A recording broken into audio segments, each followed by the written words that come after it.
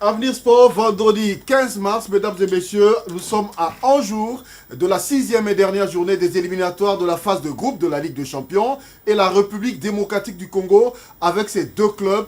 Victoire impérative pour le tout-puissant Mazembe demain à 14 h face à l'équipe de Constantine d'Algérie.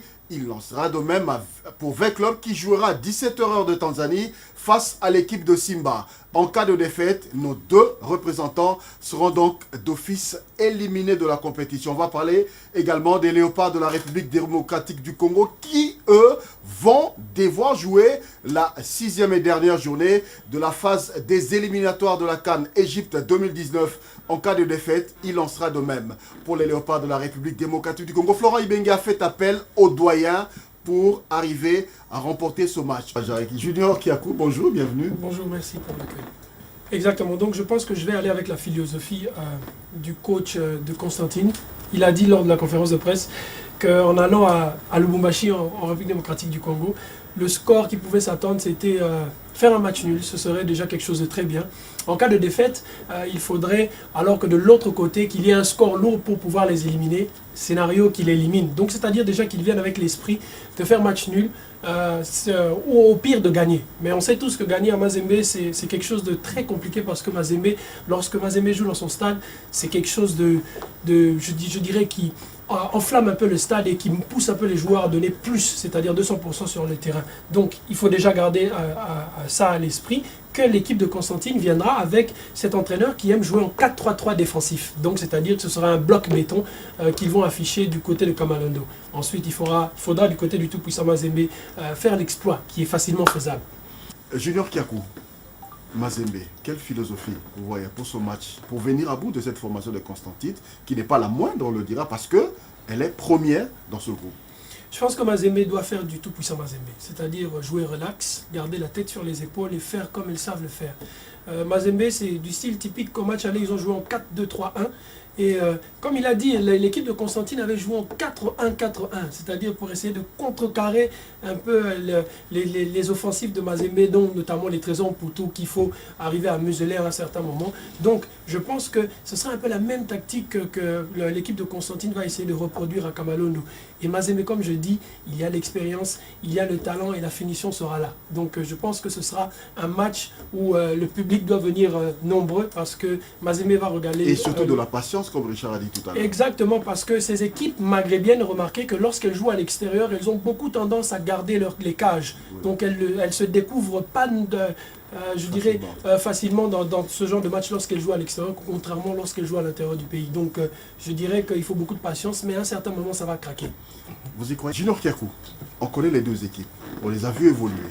On connaît comment l'équipe de Simba a évolué beaucoup plus à domicile parce que toutes ces sorties à l'extérieur, c'est soldé en échec. On connaît comment le club évolue. Alors, on a un match décisif entre ces deux formations.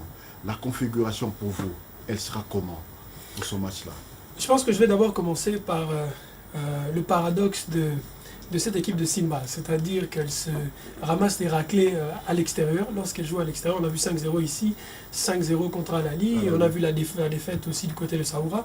Mais lorsqu'elle joue chez elle, c'est en fait avec un esprit revanchard, c'est-à-dire laver le visage ou la face au niveau de son stade et son public. Alors, comme tout le monde l'a soulevé ici, en fait, la vraie vérité de ce match, la réalité de ce match, c'est un match au niveau psychologique du côté de l'AS Vita Club. L'importance des psychos, il faut que, je crois qu'on puisse incorporer ça dans nos clubs, où il faut que le mental puisse jouer. Les 11 gaillards qui vont entrer sur le terrain doivent savoir qu'en fait, on est en train de jouer un match pour la vie. Et ça, il faut qu'il y ait quelqu'un qui puisse avoir je dirais, en fait, ce vouloir un peu de vouloir réveiller le moral qui s'endort un peu souvent au niveau de nos joueurs. Richard avait fait allusion à un meneur que le club n'a pas. Exactement, un homme de vestiaire. Je ne sais pas si au niveau de l'AS Vita Club, on a un joueur un peu de cette carence-là. Quelqu'un qui arrive à galvaniser les troupes avant les matchs, pendant les mi-temps et même voir à la fin du match. Quelqu'un qui arrive. Il n'y a que le gardien Loukonde qui est capable de le faire. Exactement. Et donc je crois qu'il faudra alors que le gardien puisse prendre ses responsabilités pour ce match-là. Parce qu'au niveau tactique, on a vu le match de Simba contre Al-Ali. Il y a eu, petite statistique, 15 tirs contre 5. C'est-à-dire on a 5 tirs cadrés de ces 15 du côté de Simba et on a eu un tir cadré d'Al-Ali des 5 qu'ils ont eu. Donc, c'est-à-dire que Simba, lorsqu'il joue à domicile, en fait, il y a le public qui pousse. C'est un stade qui est vraiment rempli et les joueurs prennent confiance. Alors, c'est là que je dis que la psychologie des joueurs de V-Club doivent prendre le dessus sur le corps. Comme on dit, c'est la tête qui doit faire pousser le corps. Merci. Junior? Oui, je dirais rapidement que c'est vrai que le climat va beaucoup influencer le jeu. oui, le jeu le dimanche prochain.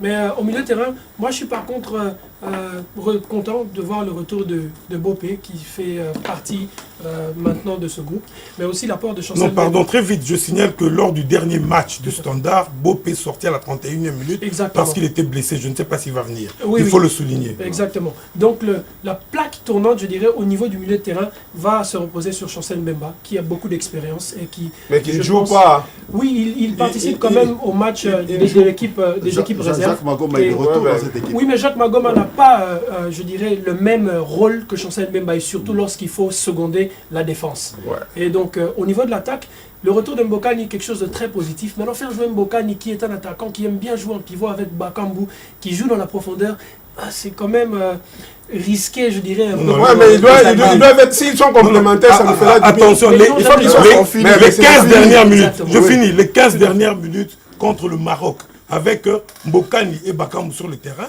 Bakambu avait eu 2 occasions offertes par Mbokani. Ils savent jouer De manière de manière complémentaire.